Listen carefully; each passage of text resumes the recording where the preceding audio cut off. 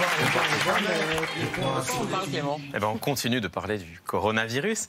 Ce matin, le nouveau ministre de la Santé, Olivier Véran, nommé il y a un peu plus d'une semaine, était invité sur RTL au micro d'Alba Ventura. Et il a répondu à la question que tout le monde se pose. Est-il en mesure de nous rassurer ? Olivier Véran, vous êtes là ce matin, ici pour nous rassurer, pour nous alerter ou pour nous demander d'être vigilants? Je suis ici pour vous donner les informations dont je dispose en toute transparence. C'est mon rôle comme ministre des Solidarités et de la Santé.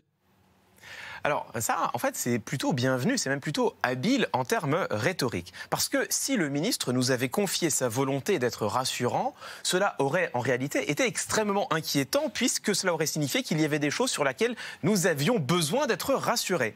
Alors qu'un ministre transparent, ça c'est très rassurant puisque cela signifie qu'il n'a absolument rien à cacher. Et en l'occurrence, le ministre de la Santé a été à la fois transparent et rassurant. 80% des formes sont des formes sans gravité.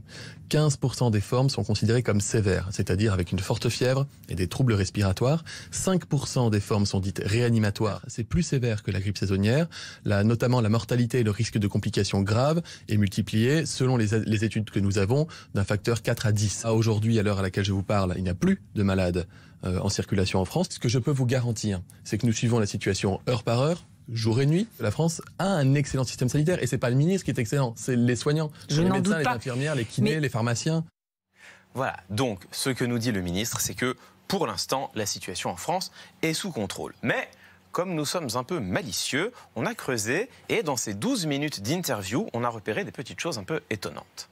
Nos confrères de France Bleu nous parlent d'un cas suspect détecté dans l'Indre. Il présente les symptômes du coronavirus. Il y a eu hier un grand nombre d'alertes et c'est pour ça que nous avons mis en place un dispositif d'alerte. C'est le processus de vigilance qui fonctionne.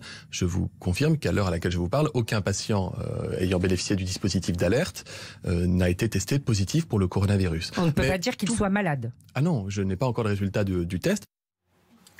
Voilà, alors là, il y a quand même quelque chose d'intéressant. Olivier Véran peut nous rassurer, enfin plutôt, Olivier Véran peut nous confirmer qu'à l'heure actuelle, aucun patient n'a été testé positif. C'est donc évidemment très rassurant. Mais il a besoin d'une relance d'Alba Ventura pour découvrir que, dans le cas le plus suspect, le patient n'a pas été testé positif pour la seule raison que nous n'avions pas encore ce matin les résultats du test. Ça, en l'occurrence, c'est pas tout à fait transparent. Heureusement, tout va bien. On a appris à midi que la personne en question n'était pas porteuse du virus. Hélas, toutes les nouvelles de la journée n'ont pas été si bonnes. Écoutons un dernier extrait. Chez nos voisins italiens, est-ce qu'on parle d'épidémie chez nos voisins italiens? Qu'est-ce que c'est qu'une épidémie? L'épidémie, c'est quand vous dites le virus circule, on n'arrivera pas à l'enrayer. C'est quand vous dites on n'identifie pas tous les malades, on voit des poches de contamination dans différents endroits du pays. Quand on ne contrôle pas la situation. En Italie, j'ai bien compris qu'on ne sait pas qui est le patient zéro. Donc ça veut dire qu'on ne connaît pas l'origine. Localisation géographique au sein desquelles on trouve la quasi-totalité des malades aujourd'hui. Et il n'y a pas de traces de virus circulant en dehors de ces zones. Alors, il n'y aurait pas d'épidémie chez nos voisins italiens. Ça aussi, c'est extrêmement rassurant. En l'occurrence, on peut commencer à se demander si c'est pas un peu trop rassurant. Car d'après le ministre de la Santé, il y aurait en Italie 2 localisations géographiques dans lesquelles on trouve la quasi-totalité des malades aujourd'hui. La quasi-totalité, ça signifie stricto sensu qu'il y en a ailleurs. On ne sait pas trop où, on ne sait pas trop qui. C'est précisément la définition qu'il donnait lui-même une phrase plus tôt d'une épidémie. Et d'ailleurs, dans la journée, on a appris malheureusement que 2 nouvelles régions italiennes étaient touchées par la maladie. Alors, pour conclure, la volonté de rassurer de la part du ministre, elle est évidemment normale, c'est compréhensible, c'est même essentiel. L'enjeu, c'est d'éviter, on l'a dit, une psychose.